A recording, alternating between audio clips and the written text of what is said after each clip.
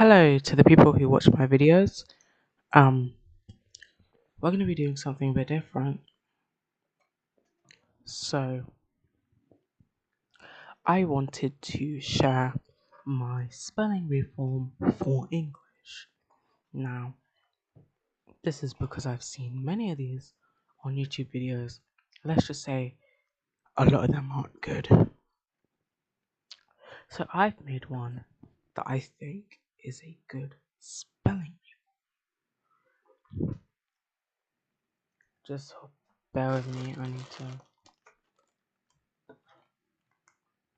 turn the lights off in my room. Okay, so the spelling reform is based on British English and American English. However, for the ease of for ease, it's mainly based on American English. I have decided to remove the letters C and X because C makes an S or a K sound, and X makes the X. Well, yeah, X or its voice equivalent, X, which it's just too much. So just write it how it's written. And then Q, while it's not removed, it is altered. It will always make the cross sound and will never be paired with U. And if it doesn't make the cross sound, then don't write a Q. Now, the TH in think, thing, and thought, even in a word like with, will be written as a lowercase thorn, which is, because I'm editing this, it should be on the screen, and it will always be written as a lowercase thorn to remove the confusion between it and P. The capital one looks a lot more like P than the lowercase one. And now, to address the obvious elephant in the room, there, as in THERE, there, as in THEIR, and there, as in THEY apostrophe RE, are spelled the same. They are spelled as thorn, AIR. If a word has stress, and that doesn't change the other syllable that much, put a grave over the vowel. This is because record and record. However, upon further inspection, cord gets reduced to cud, at least in my accent, for record and record, so it might not be necessary. But I have it there just in case, because I don't know every single word in English. Not to mention, I have definitely forgotten words. Right. Now, sometimes I and Y make a E sound, so instead of writing I or Y, write double E. And if a vowel is pronounced like the sound is in the alphabet, write it like that. Because of this rule about I not being able to make the double E sound, it will always be pronounced like the letter it is. So it will always make the I sound. So A would be written as AY, E would be written as EE, I would be written as I, O would be written out as OH. Oh, yeah. U would be written as YOU. And this is just another sound. It might not even be necessary.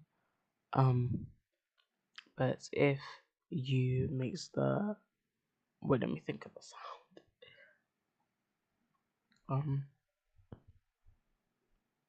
Oo, yes, oo. So it will be O. No, sorry. So that would be UOH. And apostrophe S will stay as apostrophe S. That's not changing. Sometimes the G makes a J sound. I mean, you can even hear it in the name of the letter G. So G will always make a G sound, replacing the times it makes a J sound with a J. Now, here, I have made multiple sentences with this spelling reform. And wait, did I add that is pronounced how you would literally write this? How? Oh yeah. So it says now by using basic English spelling and pronunciation. Here are some sentences written in the reform. These should appear on the screen when I'm editing. So hopefully that is. And before I read this, I want you to read through the sentence.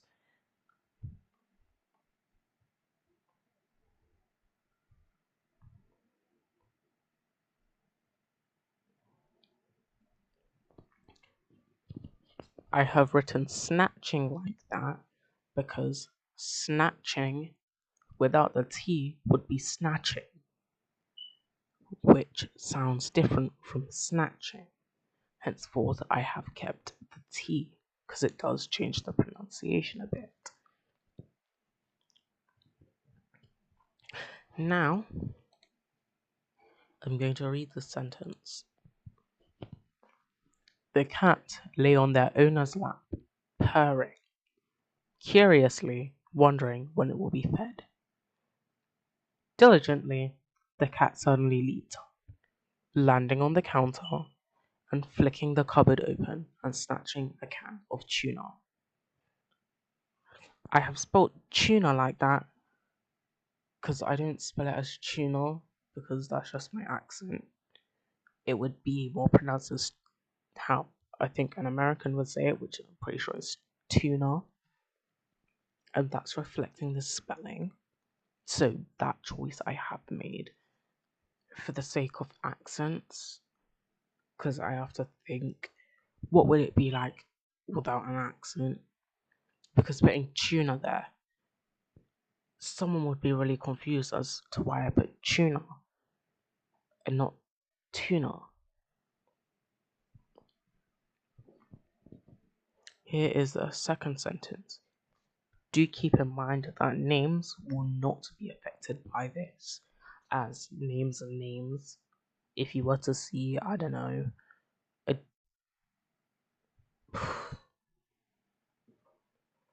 a letter on the Hangul alphabet in a name, I don't think you would change it.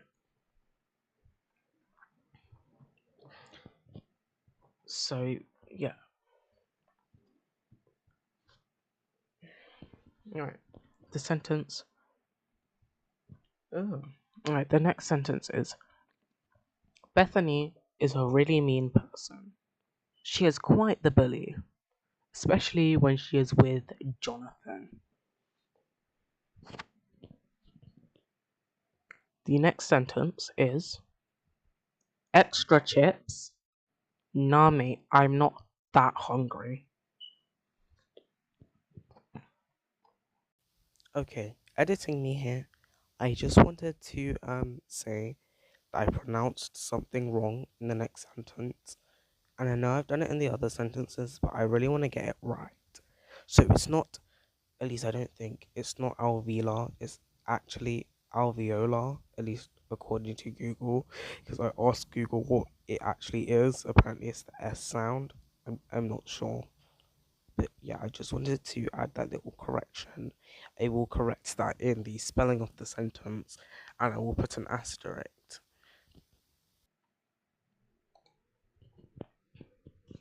The last sentence I have prepared is what the word I'm not allowed to say. I would spell it, it's Fuck. What the Fuck is a genitive case.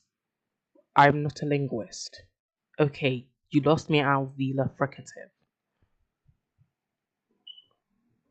that last sentence is very real, and that's all of the sentences I actually have prepared. I call this spelling reform the Flunk Reform. I mean, obviously, the name of my channel, but yeah. Hopefully, you enjoyed my spelling reform. I tried to make it as helpful as possible. Thank you for watching. Bye. Bethany is a really mean person. She's quite the bully, especially when she is with Jonathan.